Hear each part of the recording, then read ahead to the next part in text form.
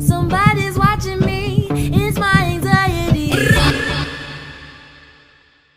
Okay, hello. With the anniversary somewhat recently concluding, I thought that this would be the perfect time to talk about the anniversary units that have come out over the 10 years of Dokkan's lifespan. Dokkan is a game that's 10 years old now, which is kind of crazy to say. As such, many a great, anniversary unit has come out.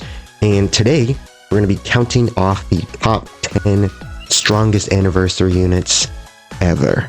Please note that, of course, as always, these lists are carefully calculated through a rich, rigorous, and intense algorithm. And without further ado, let's get on with the list. All right, who's next? Now, coming in at number 10, we have the second year anniversary units, AGL Super Saiyan 4 Vegeta and STR Super Saiyan 4 Goku. Now, when they came out, first of all, they broke the game, right? At least when they came out on global, the game literally was not working. Like, they were so hyped that the game just wouldn't work. Massive server issues. They were the progenitors of the 120% meta. Super Saiyan 4 Goku was the hardest hitting unit in the game. He was very, very good. Quite good. They had really good links. 30% chance to counter. Super Saiyan 4 Vegeta, he was also almost as good. He was pretty strong, and he was better defensively.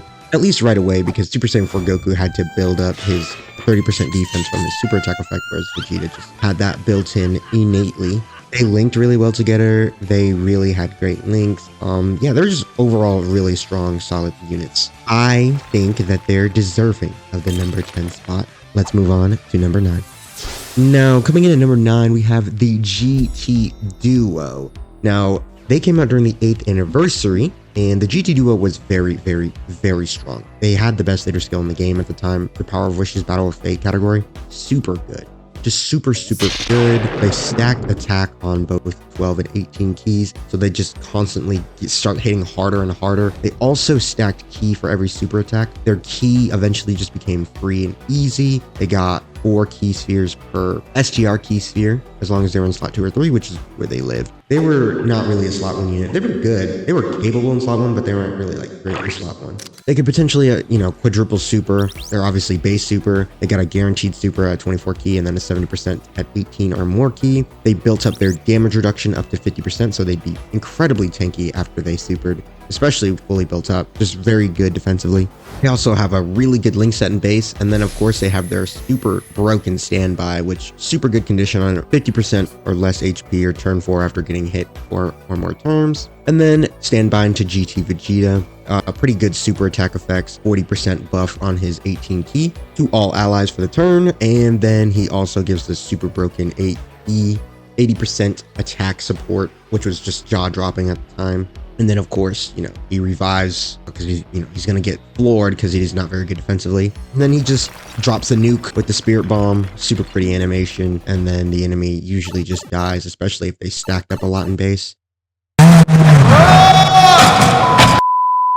They're really quite a good unit for their time. Obviously, they've aged out now, but they were very good. It's crazy to think that this unit is going to be getting an EZA in a year, or more like 11 months now, huh? But yeah, that's going to be the GT Duo. They're going to come in at number 9. Let's move on to number 8. Now, coming in at number 8, we have the Blue Fusions, obviously. The Blue Fusions were very, very good. When they first came out, their base forms, they were like solid, right? They didn't really do anything that special besides have a 50% chance to dodge in slot 3. But once they transformed into Vegito and Gogeta, they were very, very, very offensively overpowered for the time, right? They kind of just buzzed through. the legendary Goku event, which was the hardest content at the time. Obviously, Vegeta built up and did lots of additional super attacks. That was his main like shtick, whereas Gogeta had built-in normals, but he was super effective against all types. And of course, he was also building up. They had their super cool, 50% chance to dodge in slot 3, along with getting a guaranteed additional super attack. They also had their active skill, which was basically death sentence at the time. And then of course, during the 8th year anniversary, they got their easy A's, which were just super dominant for the time, right? Super attack effects give them 50% on both 12 and 18 key now, as opposed to the 30% that it used to. They obviously get the super really good guaranteed dodge for their first turn after they transform, and then they build up faster now and with more numbers, bigger numbers. Gogeta's normal attacks can potentially be super attacks now. Vegeta's getting more guaranteed additional super attacks in his hit, getting one at 24 key or when launching his active skill, and Gogeta's doing guaranteed crits. They get 70% chance to dodge in slot 3 now in both base form and post-transformation, which is really nice. Honestly, the only thing that's unfortunate is that it doesn't activate right away at the start of turn. It activates once they attack. But yeah, I mean, their easy A's were just perfect for them for the time, and they're just really, really good. That's going to be the Blue Fusions. They're going to come in at number 8. Let's move on to number 7. Oh, coming in at number 7, it's... Wait, what's that sound? Do you hear that? Is that... Yeah, it is. That's AGL UI Goku. The most noble and supreme form in all the universe, whose radiant glow places him at the pinnacle of all beings in existence. The truly transcendent one, the one above all. It's UI Goku. Obviously, he was going to be on here somewhere. When he first came out during the 60th anniversary, he was the most overpowered unit in the game. He was the strongest unit in the game. Best unit in the game, whatever, 70% chance to dodge. Really good damage, revive, just super good. Then they gave him his easy A. He's just like, now he can build up to 100% chance to dodge. That man is a dog. He's just like immaculate after his easy A. I mean, he's basically dominated the entire last full calendar year. I'm not going to go too much into what he does. It's a pretty fresh unit. Or, well, I mean, most people are still using him. I would think. Honestly, like, the only thing that's holding him back is all the dodge canceling and the fact that he's not, like, a top tier unit anymore. Like, he's still good, but he's not going to be, like, one of the first 5 options you're going to bring on a team, assuming you have most of the options. But UI Goku can still come in and dominate, perform very, very, very well, even as a floater. I mean, just having all these chances to dodge that he does, having a pretty decent revival condition, having really good key links, being very self-sufficient, he's just going to be pretty decent for, I think, for a while. And yeah, that's going to be UI Goku. He's going to come in at number 7.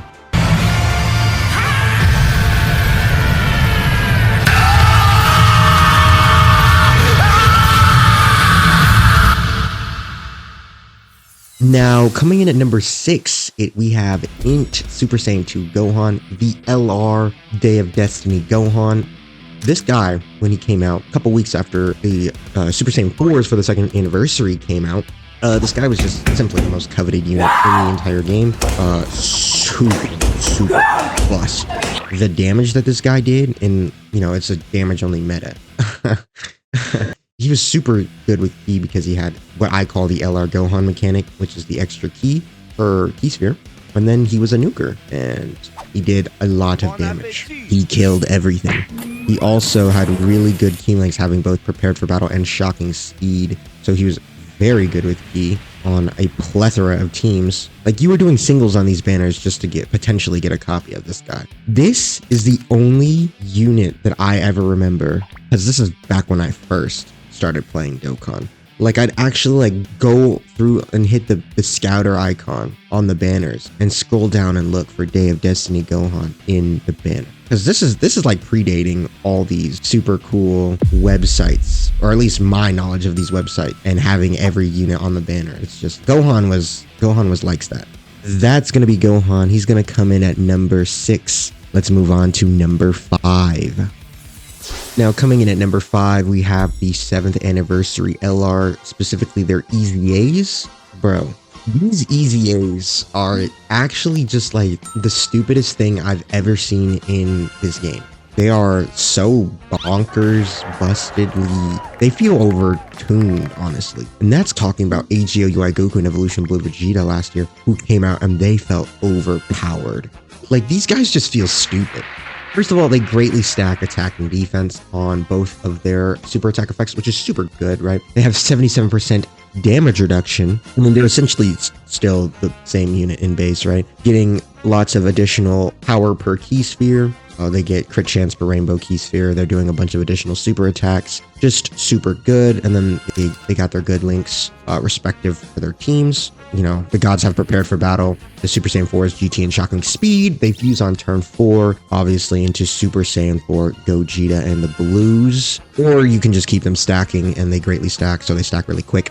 Their super attack effects are obviously just super dominant, right? They do so much. They got 77% damage reduction for that first turn. Super high numbers. Yeah, they both have guard, just guaranteed. The gods are double orb changing. Obviously, they're creating, you know, their rainbow key spheres for 4 turns, and then they create inked key spheres, 2 rainbow key spheres. You know, they're getting extra stats per key sphere obtained. They're doing a bunch of additional super attacks. Guaranteed dodge, you know, when receiving an attack. I mean, they're just, the gods are stupid. They have this active skill, which, I mean, it's the same condition that they had prior to Easy Aing. And then they get guaranteed,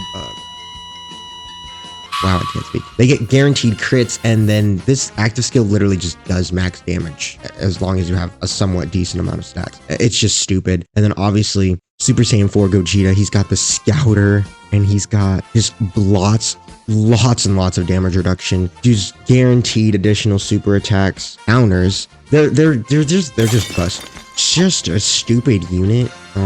Overall, I don't even know. Yeah, but that's gonna be the super busted 7th anniversary Easy A's. They're gonna come in at number 5. Let's move on to number 4.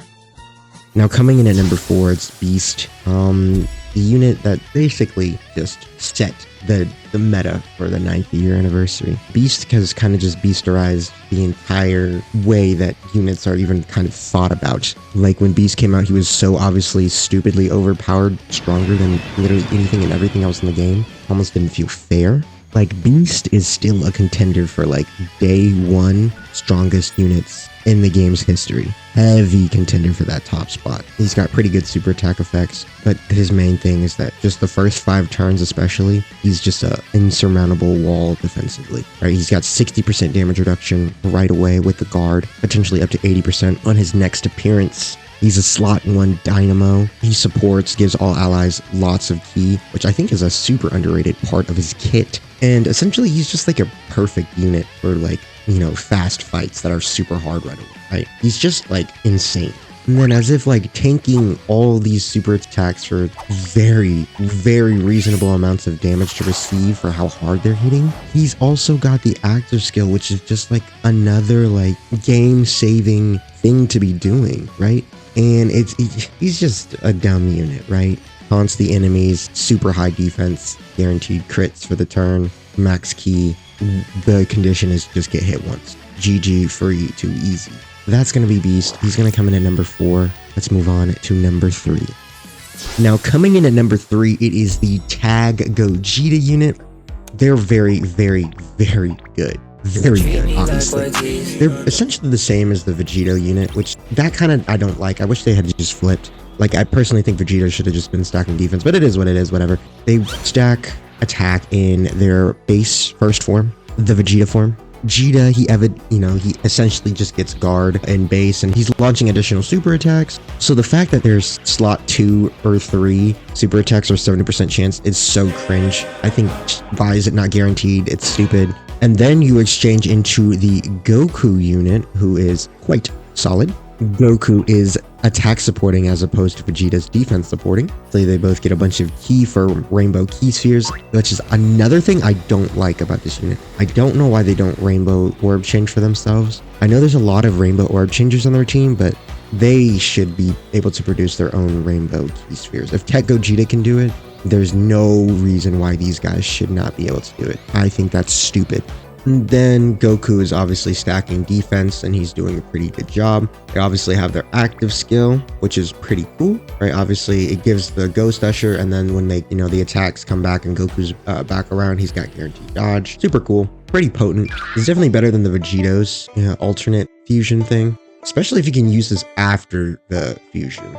Actually have not tested that, huh? Like even in the Festival of Battles, I just haven't tested if you can use both of their active skills in the same fight. I'm pretty sure you can for Vegito, but I don't know about Gogeta. Of course, on turn 5, you can fuse into Super Gogeta. Super Gogeta is just a stupid, dominant dynamo. He's immune to the negative, effects, which is just super, super cool. It's really fun when they get locked and you can just be like, nah, not for real, fuse, and then boom, you're good.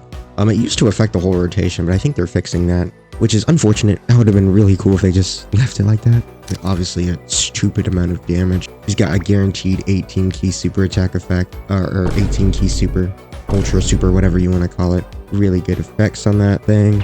Just stupid. Also, of course, got the Scouter. Like, come on, man, be for real. And then, of course, launching his active skill, and then you're giving 54% active skill buff to the entire rotation. Like, super effective against all types. Like, bro, for your allies, it's just a super potent, ridiculous, stupid, broken, dumb, literal like amplifier that you're just giving the entire rotation. It's so stupid. Like these units, like I really can't explain how dumb the fusions are until you use them. That's gonna be Gogeta. Let's just quickly talk about Vegito too. He's obviously number 2.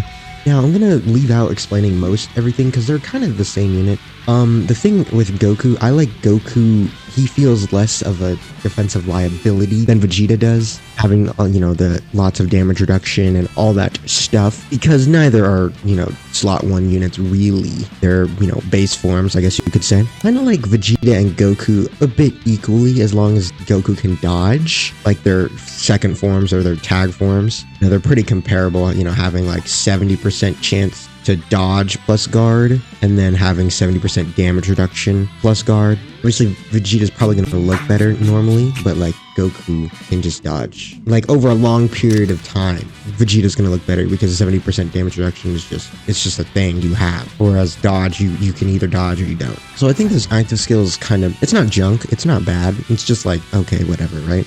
Gogeta's numbers are just so much better until you start factoring in the counters, and then the counters, it's just like whoa, like whoa, especially once you get the active skill going, and he's uneverythingable. He's unmessable with. I don't know, like Vegito can literally solo a unit with billions of HP just by himself in a turn.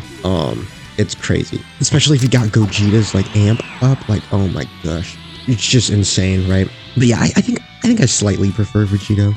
I'd rather run double Vegito than I'd rather run double Gogeta. That's just me, though. But anyways, they're gonna obviously come in at 2 and 3. Whether you disagree with the order, hey, I'm in no spot to argue, right? They're obviously just stupid units. They're gonna come in at number 2 and 3. Let's move on to number 1, and we all know who number 1 is. Yeah, coming in at number 1, strongest unit nobody's ever used. Obviously, it's the first anniversary of Gogeta.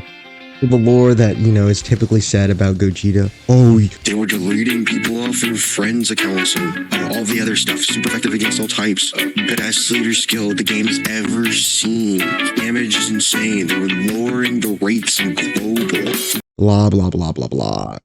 Yeah, obviously Gogeta's gonna come in at number 1. Plus, yeah.